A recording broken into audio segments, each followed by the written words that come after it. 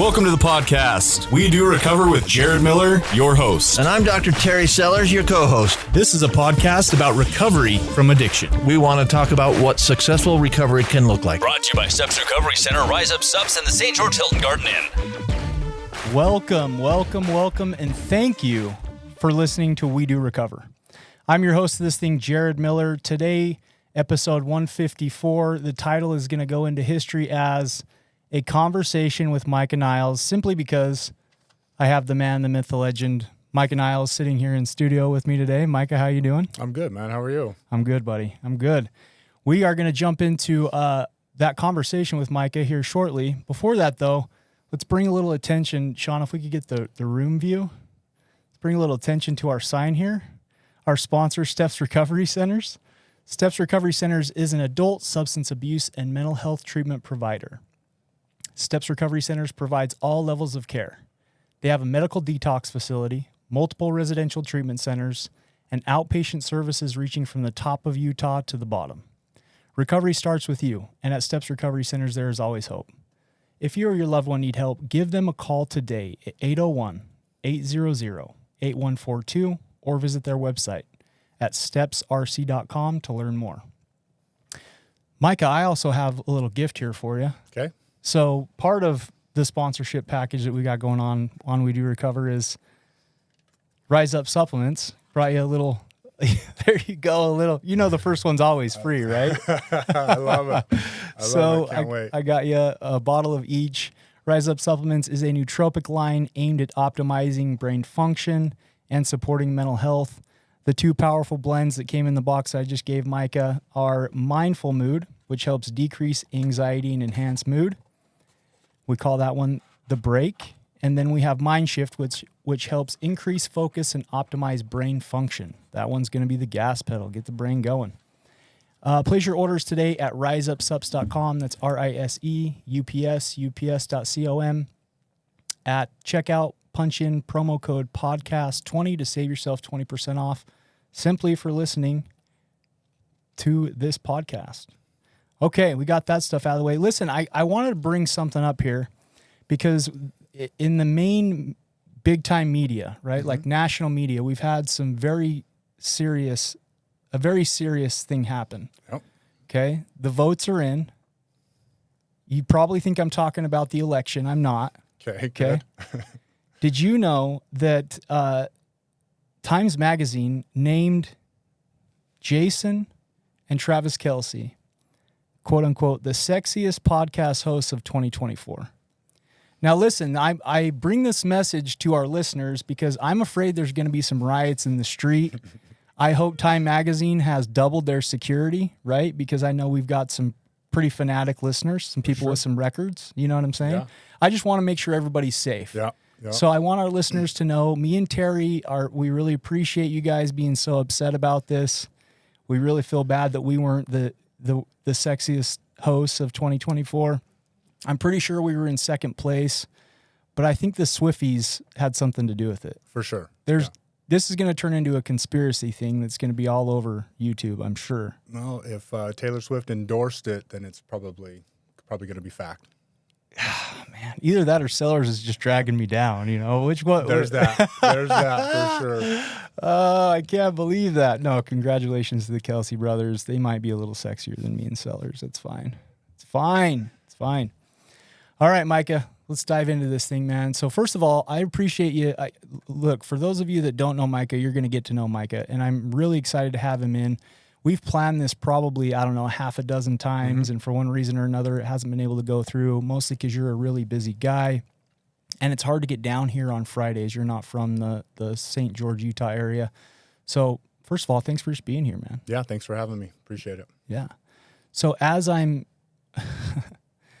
sitting in a dark room for 20 minutes, not naked, let's don't go there, right? But I recently got concussed, right? So as I'm sitting the doctor told me to take 20-minute periods to sit in a dark room with no stimulation, let my brain heal. I was thinking of this episode. Okay.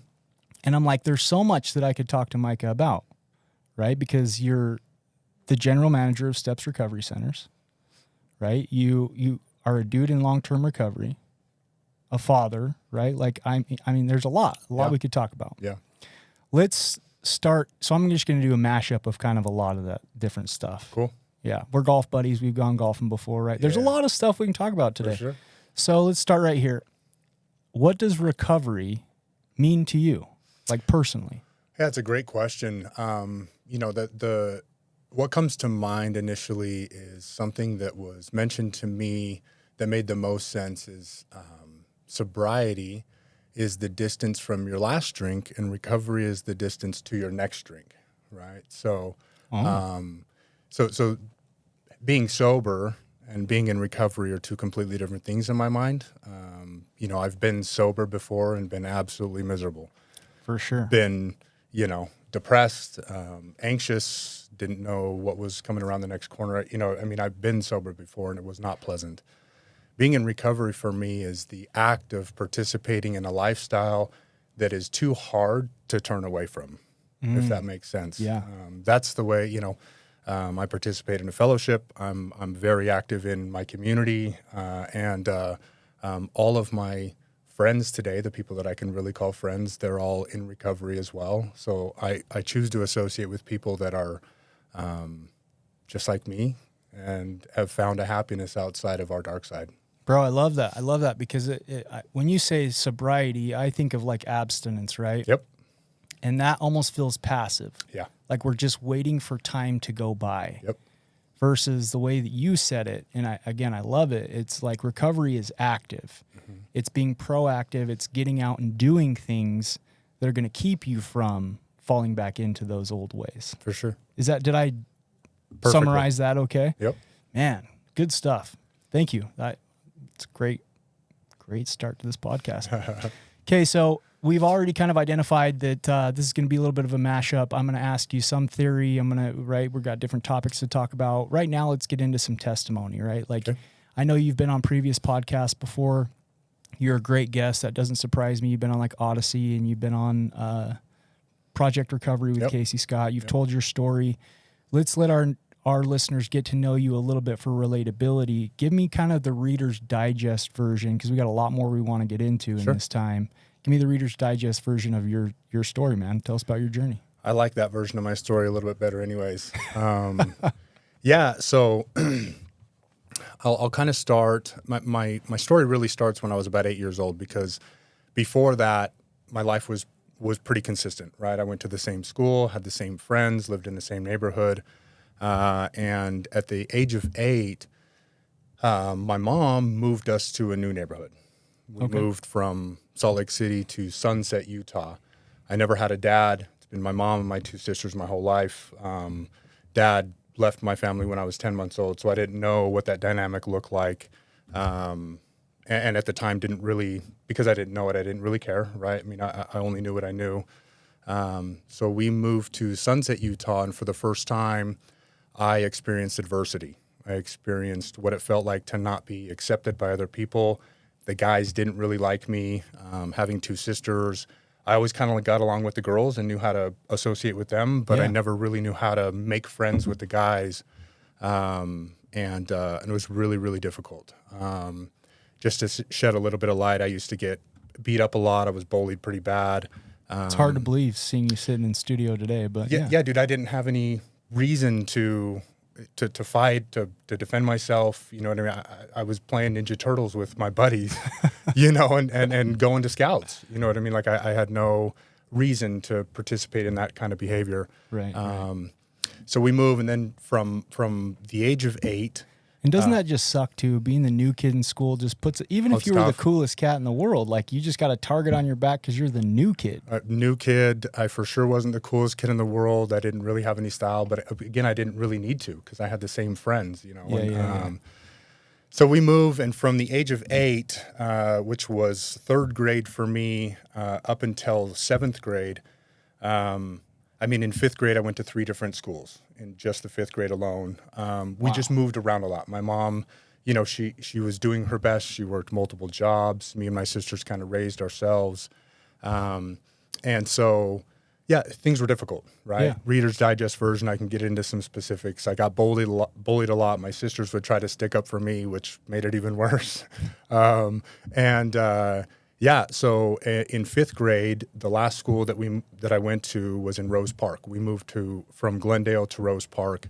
And for people that aren't familiar with Utah and Yeah. that geographic, I grew up very close to Sunset, but I was like a country boy out in West Point, so very west of there. Sure. Sunset's it's a tougher spot. Sure. Rose Park makes Sunset look like a walk in the park, Yeah, right? yeah. So rough locations, rough neighborhoods. Rough location. I lived right by the Utah State Fairgrounds. It was really rough. There was a lot of gang activity, a lot of, it was something that I was not used to at all. Right across the street, there were teenage these dudes were 15, 16 years old, and I'm 9, right? I'm 9 years old. And they would play football in the street. And I was always good at sports. And so all I ever wanted was to be invited and participate in anything, regardless of what it was. And they're playing football. So I remember standing on my porch, I'm throwing a football in the air, just begging for them to come and to invite me to play. And they did. They're like, you want to come play? And I would have done anything with them and for them at that point, right? They were the coolest dudes in the world. They're all, gangbangers and, doing drugs and drinking. And I didn't know any of that at the time. Didn't really care. I just wanted to be invited. I wanted to be part of. Well, and I'm not trying to like turn this into being a clinical head here, but maybe you were looking for some of that male role model, father figure 100%. type, Oh, right? yeah. So you're already pre vulnerable to that. Yep. Gotcha. Daddy issues is what they would call it. Yeah. Okay. I don't know. Yeah, I gotcha. But yes, absolutely. So, struggling with acceptance, which Yeah. is what it was for many years as a young kid. I wanted to walk like them. I wanted to talk like them. They're all smoking weed. They're drinking. They're doing psychedelics. Naturally, at 9 years old, I started doing all of that. At 9. At 9. Unbeknownst to me, my mother and her new boyfriend, she ended up marrying this fellow who was my stepdad for a while. Unbeknownst to me, the smell that I always smelled in my house was marijuana, and I didn't know that until I'd done it myself.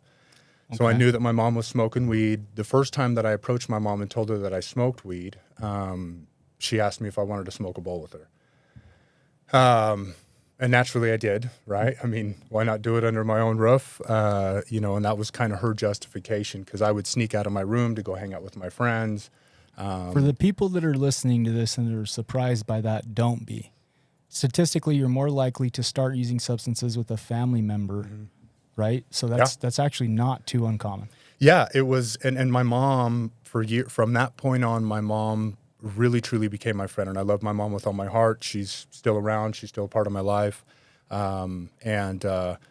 She became the cool mom, right? Yeah. And so the dynamic, my home life was not, there was no Parent-child. There was no parent-child. It was just, she was my friend, right? Then we moved around a little bit more. Things got really bad in Rose Park. There was a lot more gang activity after, a couple of years living there, specifically with the guys across the street. We moved back to the Salt Lake area, and interestingly enough, I moved back to the same neighborhood that I grew up in the beginning. Oh, wow. And in junior high, I was going to school with the same kids I went to elementary school with before all of that happened, which was wild. And I'm slick back hair. I'm a little, earrings in my ears. I'm a little wannabe gangbanger at the time, just moved from Rose Park. It was an interesting dynamic at that point, going back to school with all the East Side kids. I've seen some pictures of you back in the day. You were a little gangster. I tried, it's survival mode. It's, you adapt and overcome as much as you possibly can. Moving on, at 15 years old, caught my first felony. Me and my buddies were wandering the streets, broke, no weed. Weed was the constant in my life. The first time that I smoked weed, I knew at that point at 9 years old that I was going to do that as much as I possibly could, as long as I possibly could. I mean, it was the wonder drug, because everything kind of washed away. When I got stoned that first time, and even drinking and acid and mushrooms and everything else, it just became an escape. It was the ultimate escape, and it was at the time it was lovely because I needed that escape. So we now kind of believe that the substance isn't the problem; it's the solution to the problem, Yep. right? You've heard people say that, and I would definitely agree with that. Without like, getting too crazy into this, because we're 15 minutes into this, and there's a lot I want to talk to you about. What would you say the problem was? What were you escaping? What was? I think I was really confused and didn't really understand why my life was so much different than other people's, right? Like there was no normal in my life. And I think, it's really hard at a young age to, diagnose yourself with depression or anxiety or anything like that. But I for sure have that today. You know what I mean? I mean, the depression kind of subsides, but I still have, a level of anxiety. I've got a lot of deadlines. I've got a lot of projects that I do, Sure. and I'm able to manage that anxiety. I'm not on any medication today, which is lovely. But I really think just that maybe the inner turmoil, that acceptance piece, For and that, sure. like being enough, feeling enough. for sure. Yeah. Yeah. Just the not understanding what it was that was so much different about me than everybody else. It was. I can relate to that. I'm sure a lot of people can relate to that. For sure. So you catch your first felony at 15. Marijuana is kind of the substance of choice. It's the coping skill of choice. Cash. What does life take Yeah. you to from there? Yeah, so I'll fast forward a little bit because it's all just kind of a blur of incarceration at that point because I stole a check. I cashed it with my junior high ID at the bank. You were doing big stuff at a young age. $40. Got literally got a third-degree felony. That was the most expensive $40 you'd ever acquired. by far just the silliest thing I ever did. Can we laugh about it now? Oh, buddy. Okay. Yeah, dude. I just don't want to get punched. 100%. So I immediately go buy a bag of weed, right? So that we can get high for that day. And so go to DT, and from there it was, it was wilderness programs, it was observation and assessment, it was Genesis, it was group home after group home. I mean, as soon as I got out, I'd be on ankle monitor, and I'd immediately go back to my friends, right? I'd immediately go back to my solution, right? Yeah. I'd immediately go back to drinking and drugging.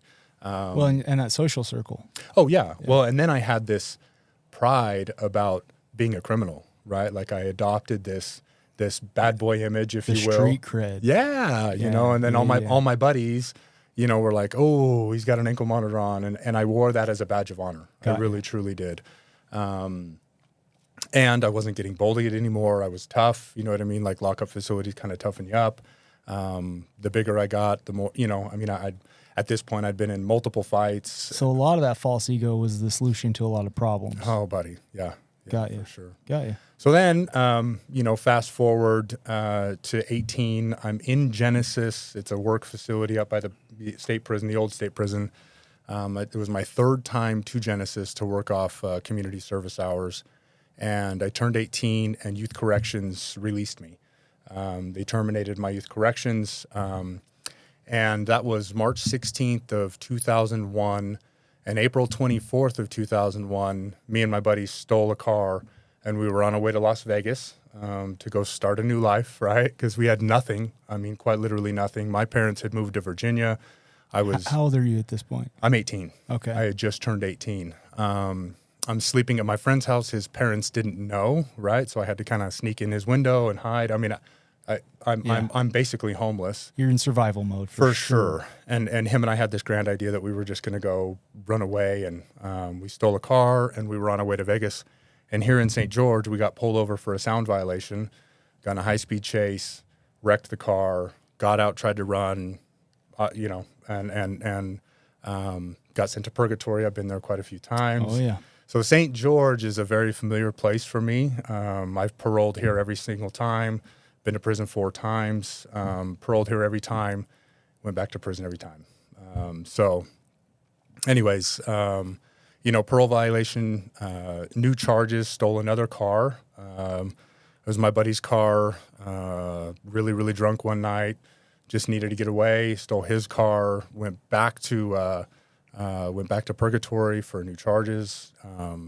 So let me get it if I can recap, it's a For whole lot sure. of wash, rinse, repeat. It is. It Got is. ya. It's the same thing. It was just the same exact cycle. It was your lifestyle. I would get in. I would get so far into. I would get so far into the trouble level of my life on parole, obviously, and I would run.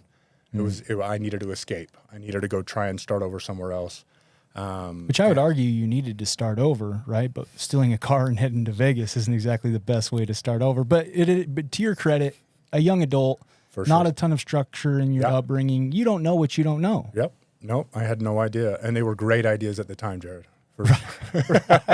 In my mind They and always mine, are, bro. buddy, they were They great always ideas are. at the time. They always are. So let me ask you this: Yep. what were some of the pivotal moments? And people are on Yeah. here, and I get it. Like, if we went over every time we relapsed and started over, like, man, we could take this thing up to the end. But what was like the pivotal moment when you're like, okay, this isn't working. This is Yeah. insane. I keep Yep. doing the same thing over and over again. And like, what was that like for you? I imagine it had to be scary because you only knew what you'd been doing. Yeah. Yeah. So this was years later. I went to federal prison in 2007. How old are you at this point? At the time, I was 24. 24. I was 24 years old. I was arrested here in St. George. I had a firearm on me when I was arrested. So between 18 and 24. I was on at that point. I was on my third parole. Okay. Yep, I was on my third parole at that point, and was arrested. Had a gun on me. Federally indicted. Went to federal prison. So from 2007 to 2010, I was in federal prison. Got out, and in 2016, and so I got off federal probation miraculously. There was a thing called Spice that came out, so I could still get stoned, and I would drink and just time it right so that I could always pass my UAs. So you were manipulating the system. Oh, yeah. 100%. Yeah. Okay. I mean, I learned a couple of the, key tokens. So, in 2000, and it was actually 2015, I was running the streets up in Salt Lake, and I was hanging out with some people. I was in a hotel room, and so my drug of choice is methamphetamines. That was the ultimate escape for me. I was an IV meth user, amongst many other things, but that was the ultimate escape. Sure. That was Yeah, the yeah. thing that really got me, We got would me call going. it your drug of choice. It was my drug of choice. Yeah. And I'm in a hotel room with some real, Winners, winners, right? And sketchy people. for sure, as I was one too, Yep. but I thought pretty highly of myself. No judgment. I was told by these people that that I needed to leave, that I was too much for them. And I remember being really upset. And I remember the thought that went through my head is, I'm the worst of the worst. Like, if these people want me to leave, Yeah. I've hit. I mean, that was a bottom for me. And that was the first time in my life that I ever thought about suicide. It's the first time that I ever thought about the idea that I couldn't figure this out, and I didn't want to keep doing that. Okay. I had no idea that it was possible to not keep going back to that, because I'd told myself so many times, Jared, that I would. I'd convinced myself that was my last time.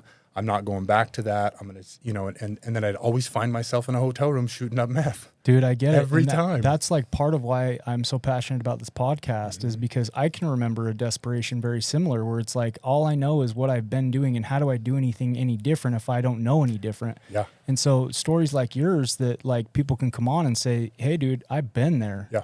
Here's Yep. what it looked like for me. And there is a different way. That's what this whole thing's about. Yeah. Right? Yeah, and I will steal a phrase from one of my favorite people and mentors, Mark Pepper. We both know Yeah. Mark. Love Mark. One thing that he says all the time is, I would have killed the wrong dude that day.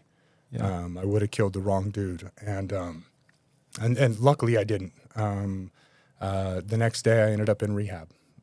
I went up to a program up in Midway, Utah, and for the first time sat down with a team of professionals, realized that they were there to help, and there was a glimpse of hope. There was just a glimpse of hope at that point, that there was a different way to live than the grime that I'd been living for the last 20-something years.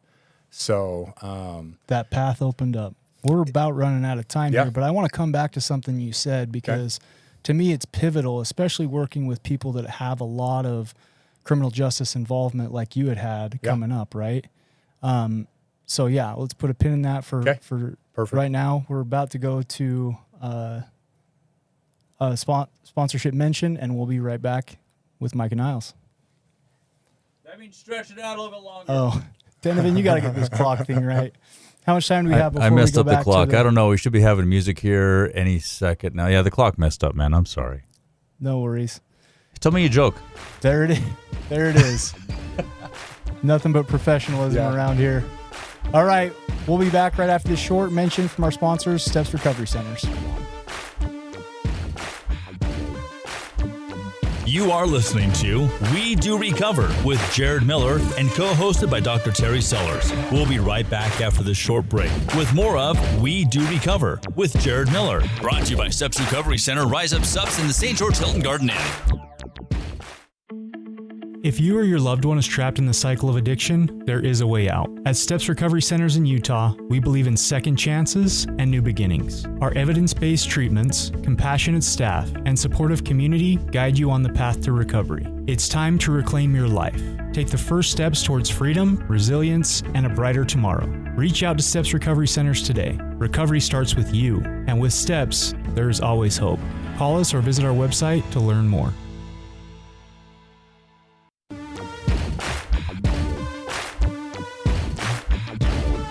We welcome you back to We Do Recover with Jared Miller, co-hosted by Dr. Terry Sellers.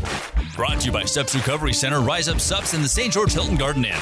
And now with part 2 of our podcast, Jared Miller and Dr. Terry Sellers. Okay, thank you for listening. I fixed the clock. Yeah. I fixed the clock. Sorry. Thanks, Donovan. Nice. Thank you, Sean Donovan. Love that guy, even though we got some clock issues every once in a while. So, episode 154 is also brought to us by the Hilton Garden Inn. Listen, guys, if you're traveling through southern Utah, which is an amazing vacay spot, be sure to check out the Hilton Garden Inn. They have amazing amenities. It's always sunny and bright at the Hilton Garden Inn in St. George, Utah. Go to Google, type in Hilton Garden Inn, St. George, Utah. Give them a shot at your business. Okay, so before we had the clock fiasco, that's what it's going down as, and before we went to the break from our sponsors, you said something that stood out to me because I have to have this conversation very often with clients that we get down here in St. George. You said, I realized they were there to help. Mm-hmm. One of the things, if I can take the liberty, Micah, of saying that you had like some antisocial personality symptoms. I won't call you an antisocial, right? Like I'm not here to diagnose you, but you had some symptoms of antisocial personality, right? And one of the common themes with that is they feel like staff is their probation officer. Yes. They feel like, you know, or like we're a CO, a corrections officer, or we're there to tell on them and get them in trouble. Yep. And I have to have a conversation where it's like, dude, I'm not the enemy. Yeah. Right? Like I want to help you. I can't help you if you're either A, very defensive or in oppositional, or B, like just feeding me a line of BS. Yep. Right? And so it's cool that you were able to realize, getting back to your story, you went to a treatment center, and I want to emphasize, you realized there were people that were there to help. Yeah, and I appreciate you bringing that up because I will say that it took me 2 to 3 weeks to really buy into what was going on. I was very institutionalized. When I said earlier that I kind of wore my reputation as a badge of honor, that was the street cred, it was the prison, False it was my, ego. you know, all my tattoos were so that, you know, it was almost a presentation, right? Or a facade that I was carrying around with me. It was my therapist told me that I had a body of armor on, and I needed to shed that armor because I didn't need to carry it with me the rest of my life. It's not who I was. It was for sure at the time your identity. Exactly. It was the story you were telling yourself about yourself. Yeah. Yeah. And my mantra was quite literally, I'm just a piece of crap and I'm never going to amount to anything. I really just didn't think that there was a possibility for me to become what I always thought, I wanted to be, this model of who I wanted to be. I didn't think it was possible. I kind of kept myself really small. And so... so tell me about that journey. You go to a treatment center. Yeah. So I'm at the treatment center, again, wonderful place. My therapist, I still talk to him this day. He's a wonderful man. He helped me immensely. The one thing that I did is I would start to progress a little bit and make some changes, and then I would slip, and I would get, I would turn back into this big loud convict, right? And then I'd have to apologize to somebody, and I hate having to do that. I don't like to have to apologize, but I knew that I needed to. And so every time I would beat myself up really bad. And when I talked to my therapist about it, he was like, you have this statue, this image of this man that you want to be, and you want to be him right now. And you need to understand that that's not a possibility. Like, you need to take yourself for who you are, and then you need to see this statue, and you need to begin to put the pieces of the puzzle together to become that. 100%, yeah. Which was really unique and interesting for me. It was a concept I didn't understand, because I thought it was just mind over matter, and I could just change, and I could just be the man I wanted to be immediately. But I had adopted so many different ways of reacting and interacting with people and myself. Yeah, you're not going to get over your past programming in 30 days. Well, you couldn't tell me that, Right. I had too much ego, right? I was too powerful of an individual to accept the fact that I couldn't make that choice. Right. So That's good though that you were able to see like an ideal version of yourself, and that he was able to help you walk through. Yeah. Okay, you're not that guy today. Don't beat yourself up for not being that guy today. But that doesn't mean you can't work towards but being keep that working guy. towards being that guy. I love that. And Whatever I'm that still guy's doing that name today, was, Jared. Kudos to him, because that's all a lot of ego work and a lot of thought work too. So that's great, man. Yep, and I'll get really raw and just kind of tell you what happened. So I left treatment. I was there for 69 days. I don't know why that number sticks out to me. I think the rehab number kind of sticks out to a lot of people, but I was there for 69 days. I got out. I was in outpatient treatment. I went on a road trip. I was going down to Arizona to see my brother, and I stopped at a rest stop, and I found a loaded needle with clear liquid in it at the rest stop. You knew what that was. I knew exactly what it was. I squirted a little bit in my hand. I tasted it. I knew it was meth, and I did a shot of a needle that I found on the ground. Completely defenseless. For real, you just randomly found a loaded syringe? Found a loaded syringe on the ground in Arizona at a rest stop just outside of Tucson, Arizona. Wow. Bro. Yeah. Talk about the odds. And did it. I was defenseless, and I don't know. I couldn't fathom how that even happened. So I hit it. Nobody knew about it. I was still doing my recovery, right? Sure. Quote unquote. Yeah. I was still engaged. I was still involved. It was my little secret. Okay. From there, for me, the one blessing that I've received, Jared, is I know today, and my sobriety date is April 25th of 2018. Unfortunately, after that initial rehab, obviously I relapsed, and it was a progressive relapse till it turned into a daily thing. And it turned into another hotel room in Wendover with a needle in my arm, right? You're just like it. I've been here before. I know what this looks like. Right.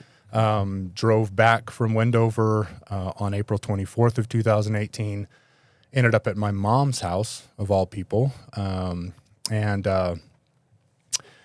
called the rehab. I called the owner. I texted him, and I said, I'm out of control and I need help. And he called me immediately. It was late at night. Called me immediately and said, I have a bed open. I need you there at 10:30 tomorrow. I mean, I'd been in touch with them.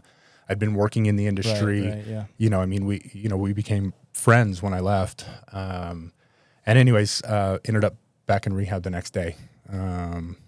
That's the best thing you could have done, really. Dude, had an 8-month-old son at home. I had started a career and hid my relapse very well for a long time. And to everybody else except for you. Everybody else except for me. Yeah. So didn't really know from there, didn't really know what I was going to do, Jared. I had no idea. I got out of rehab, knew exactly what I needed to work on, knew at that point I knew that I needed to find recovery because I couldn't rely on sobriety. Got you. Yeah. So that's what resonates with me the most is I knew that I needed to figure out a way to stay so in tune and so in touch with my disease. And I was getting there earlier, but the biggest blessing that I have today is I know today I cannot give myself permission to do anything once. Right. Anything, right? It goes back to Behaviors included. the concept of powerlessness. Once you start, you can't stop, right? That old cliche, one's too many and thousands never enough. Dude, if I, if I take too much cough syrup, right, it plants that seed that, well, that was fun and I can get away with it. And it might not be till 6 months, but you know what I mean? I've tried, I've experimented. I know my patterns. I know myself well enough. Right. And if I just don't do it the first time, I might be okay. You know what I mean? I might be okay. Right. And then I truly bought into the philosophy of just one day at a time. Because when I look at the eternity of never being able to do anything, it doesn't suck, but it's like, that's daunting. Yeah, it's right? overwhelming. That's daunting. Yeah. For sure. So for sure. today, I just for sure am going to go to bed tonight clean and sober, and that's a blessing in and of itself. I love it, man. Yeah. Thank you. Appreciate you for sharing sure. some personal stories, some testimony with us. Let's transition into, let me talk to a different version of Micah here, right? Okay. Man, which one of these do I want to hit you with? Okay, so you personally are you're a person in long-term recovery. You also work in this field, right? Yep. You're the general manager for Steps Recovery Centers, which is one of the largest treatment centers in all of Utah. Yep. We have listeners that listen from all over the place. Talk to me about that. Like, what were some of the reasons that you wanted to work in this field? Sure. So when I got out of rehab, this is a good segue into how I got into the treatment side of things. Before working in treatment, before my relapse, I started working at a billing company, and we were doing revenue cycle management for treatment centers all across the country. So you're basically the billing. Yeah. department. So I understood how a treatment center monetized what they were doing, was all I really understood. I didn't know how a treatment center ran. And when I got out of rehab, the owner, I was looking for a job. I was in touch with them. The place is very special to me, obviously. And the owner reached out to me and said, I want to give you a job. I want you to come do marketing and admissions at my outpatient in Orem. And I was like, dude, I'm 4 months sober, and he's like, the only person that really cares about that is you. Like, you know what I mean? With all due respect, like, I'd love for you to come work for me. And there was a little bit of shame and guilt still that was kind of lingering from my relapse. Sure. I lacked a little bit of confidence because I had just relapsed, right? But I took the job. Maybe just some imposter syndrome. 100%. Yeah, for sure. But I took the job and started to understand operationally, clinically, just licensing. I became the executive director of that place and started to really understand the ins and outs and the nuances to a treatment center, and ultimately accepted a job offer at Steps Recovery Centers, and this was just over 4 years ago. So I've been at Steps.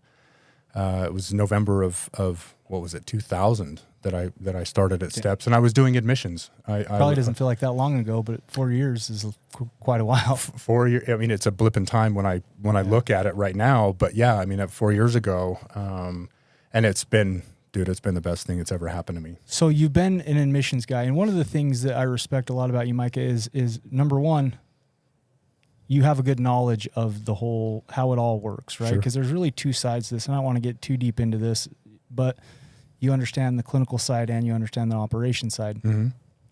I imagine the billing company and the previous job you had before being the GM today has helped with that. So talk to me about that. One of the questions that I had here for you was, what are some of the common barriers that people face when they're trying to seek help? And what does Steps do to try to overcome some of those barriers? Because I know that you have been an intake and admissions guy. You've been basically the boss over a team of intake and admissions guy. What are some barriers that if people are listening, like what's out there and what is it that Steps does to try to overcome some of those barriers? I would say one of the biggest barriers are when there might be some people that take offense to this if they're that an individual, but the enabling families are one of the biggest barriers. When you're dealing with a mom or a dad or a wife or a husband who is doing their best to try and assist their loved one, but there's this overwhelming enabling component where they're trying to control the entire thing. They're trying to to assist in the process the entire way. They think they're helping. Yes, they truly do, right? And bless their hearts, right? If they would just be a little bit more hands off and let us do our job with the client and handle it with the client individually, I would say that's probably one of the biggest barriers we run into. Then you've got, I've got a bunch of things I need to do first, right? I've got kids at home. The hesitation. Non-committing. Let me get my affairs in order, right? Yeah. And then you've got all kinds of different things like, financial barriers, right? Geographical barriers, depending on where we're at, the facility that we have availability to. I mean, there's a ton of different barriers. And the one thing that I would say to recap this whole thing is, the one thing that I love to tell people is you have everything to gain and nothing to lose by just trying. Just give in. Just try. I mean, what's the worst case scenario? You go back to doing exactly what you're doing now. It's a good point. Yeah. So not only that, but if you're trying to, if you're trying to find a bunch of reasons to prolong it or put it off, Sure. you could do that until the cows come home, man. buddy. Right? Yeah. Like, unfortunately, in a lot of instances, your disease can kill you. Absolutely. Whether it's a day, whether it's a week, whether it's a month, you're playing Russian roulette with some of the stuff that's out there right now. Yeah. So you talked a little bit about the families, right? So one of the questions that I had here, let's just follow up with that, is for family members, what can they do to help support their loved one in this process?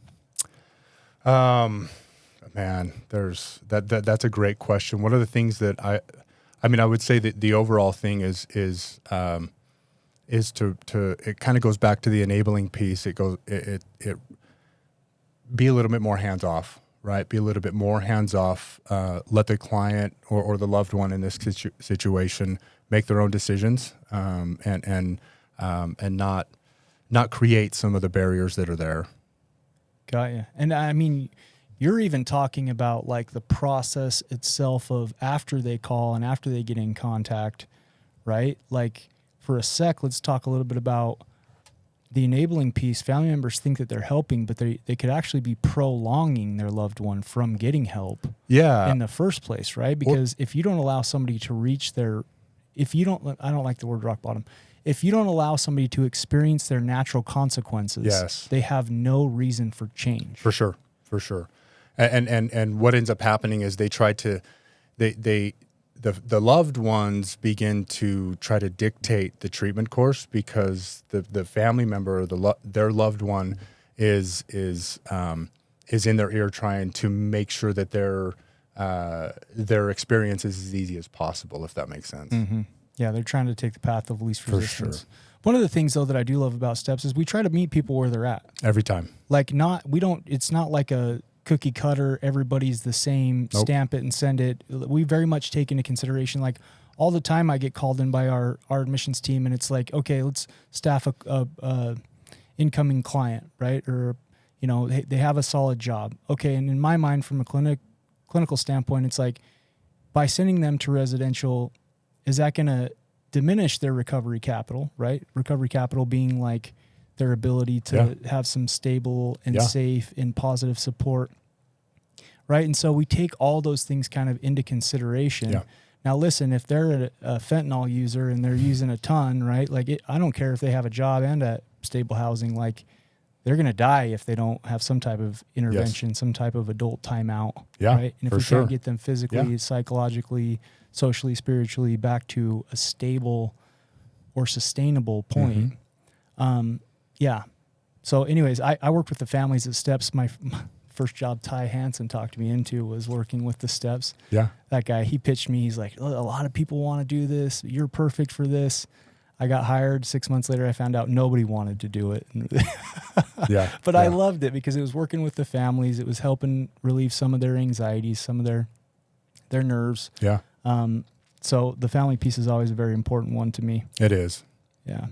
It is. And that's why I would say that's one of the things that makes us, I don't even know if unique is the right word, Jared, because I would like to think that every good treatment center, and I would like to think that every treatment center that's in business is doing good work, right? I mean, I subscribe to that hope. I think to the best of their knowledge, they probably to the best of their ability. And one of the things that makes us unique would be the family involvement, right? And again, Does that make us unique? Do I think that other places aren't doing it and doing it well? No.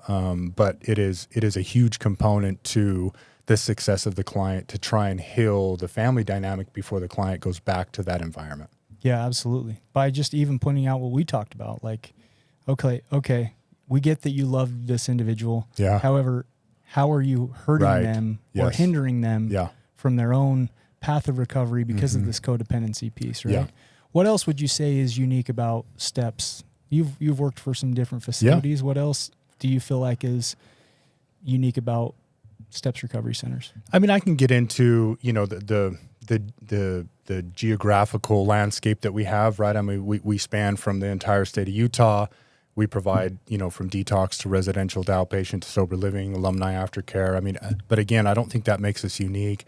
I think one of the things that I've experienced in the last 4 years is the evolution of STEPS, right? The clinical philosophy, we're willing to not be married to our beliefs, right? We're truly willing to evolve as a program and understand that what we knew 10 years ago, what we knew 5 years ago might not be as much of a truth as it was then as it is now. Yeah, good point. So I think that it really is just the open mind and the open heart.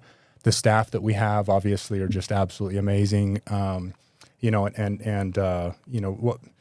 Unique is an interesting term, right? It's in this industry because are we doing earth-shattering different things than everywhere else? I would hope not. I really would hope not, right? But at the same time, the things that we are doing, we have proven to work. Yeah, good answer. And I agree with you, right? I think that, if they're like, there's definitely not something that we could pinpoint. Well, one thing that comes to my mind is nobody can get help if they don't have the resources to get help. Sure. And the one thing I do love about working at STEPS is we take insurances of all different types. Yep. Now, to me as a clinician, it doesn't matter. It doesn't matter whether it's private pay, whether it's Medicaid, right? But I think we're in network with like everybody and their dog. Every major payer, but one. There's one that we're not. And so it's nice to be able to help people. Yeah. They don't have to insurance jump. They don't have to worry about all that stuff. Yep. It's like, and then if we can't, we know somebody that can. We know somebody that can. Yeah. Yep. Okay, let's jump to this. Okay. Man, what advice would you give someone who is hesitant to seek treatment, either because of the stigma, the fear, the doubt? What advice would I give somebody? I mean, it kind of goes back to, the idea of you have everything to gain, you have nothing to lose. But some advice that I really truly would give, let's say, a friend, family member, is, it's really, I don't know, it's really hard. Just dive in, give it a shot, invite a team of professionals to help you understand what you don't understand, right? Because back when I first went to treatment, I couldn't diagnose myself. I had no idea what was going on. And I really truly needed to invite a team of Jared Millers in to assist me in the process of unpacking everything that was going on. So words of advice are, stop being scared, right? Or keep being scared, but dive into that. Yeah. And jump into that fear. Yeah, right? surrender. For sure. Yeah, I love that. That's good. Good question. Yeah. So let me ask you this, man. Yeah. We got 3 minutes left. Okay. What do you like the most about being the GM? Like, what do you, besides all the free golf tournaments for fundraising that you get to do, right? I always love to tease you about your golf, right? But like, what is it that you like most about being able to give back and help other people?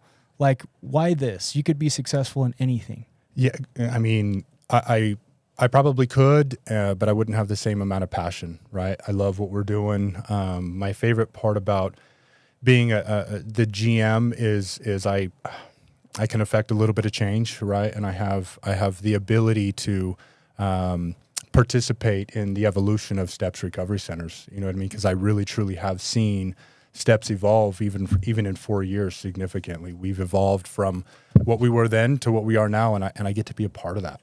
I really truly get to be a part of that, and I get to rub shoulders with people like you every day. I appreciate that. I mean, seriously, I work with, and I mean this from the bottom of my heart, I work with my best friends. You know what I mean? Like, And I will give a shout out to Paul Walkenhorst and Ty Hansen, Julie Jackson, the founding, you guys are like the 4 horsemen. Kind of, and I don't know how I made it into that circle, right? I really don't.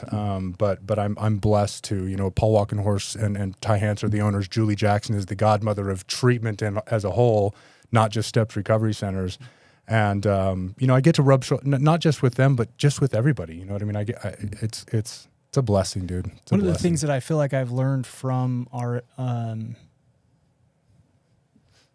executive team, if you will. I don't know if you guys call yourselves that, but the people at the top, right? The leaders is to make, and maybe this goes back to like what's unique about us. I would have to say like making people feel important. Sure. Whether you're a client, whether you're staff, like I make it a point to know all of our clients on a first name basis. Yeah. And I know what's going on in their life. Like I feel like one of the things I've learned from our leadership is we are in the business of building relationships on purpose. Yeah. We care about you. We want to know what's going on. Yes. If you miss group, we're going to call you, not because we're upset that you missed, but because we're concerned that you're not there. For sure. So I hate the cliche like family thing, but like we care. We're a resource that actually cares because we've all been there and we're all passionate about it. Yes. And that does make us unique, right? Like I said before, the staff, the love and compassion that we have for what we're doing, it shows in every area of what we are doing. Yeah, I love it. It's beautiful. Okay, last question. Have you ever broke 90 on the golf course, dude? And don't lie. I have. Quite a few times, actually. Are you serious? Yeah, I'm dead serious. Yeah. Best round ever was I shot an 80. I was in California. I'm not going to name the course because it was a beautiful course, prestigious course. Bougie. Yeah. But I usually shoot mid to high 80s. Golly, man, I got to get some work in. Okay, I'm working on breaking 90. On it, That's where Let's I'm at, go. bro. Yeah. Okay, last thing, BYU or Utah? Who wins this weekend? Oh man, I'm a huge Utes fan, like huge Utes fan. Yeah. It's going to be a tough one. I'll be at the game tomorrow, and I can't wait. But Utah Utes all the way, baby. Thanks, brother. Thank you for joining us today on We Do Recover with Jared Miller. Help us spread our message of hope. Like, comment, and share. If you have any topics or ideas for future shows, please share that on our Facebook page. That Facebook page is We Do Recover with Jared Miller. If you or a loved one needs help, please reach out to us. Again, thank you for listening. Brought to you by Steps Recovery Center, Rise Up Sups, and the St. George Hilton Garden Inn. The views and opinions expressed on this podcast do not reflect those of its sponsors. This has been a production from A Podcast Studio.